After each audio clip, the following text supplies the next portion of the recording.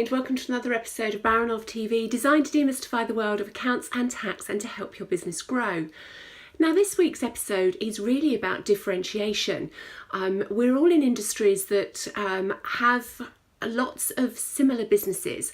So you may have a competitor down the road whose terms and conditions are very similar to yours, whose pricing is actually very similar to yours when you get into it. They provide pretty much the same service or products.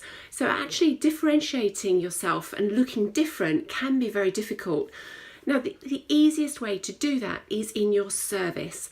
So it's making sure that when you're actually liaising with customers and potential customers, all your messaging, all of your website, etc., all actually really does make it really clear what service you provide, and then making sure that in those messages are the small things that really make a difference. So right from the very first contact, you're differentiating yourself and making your potential customers aware of how different you are.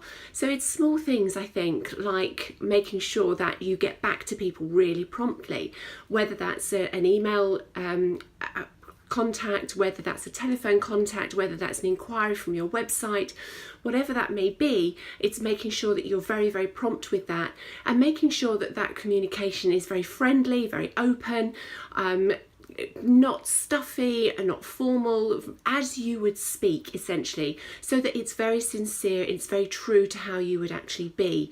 If you can do all of those sorts of things and just be really thoughtful in when you communicate and find the small things that you can do that no one else would perhaps think of. So when you're having a conversation with a customer, really listen for those prompts so that when you speak to them again, you can ask them about their holiday, you can ask them how the family's doing, all of those sorts of things.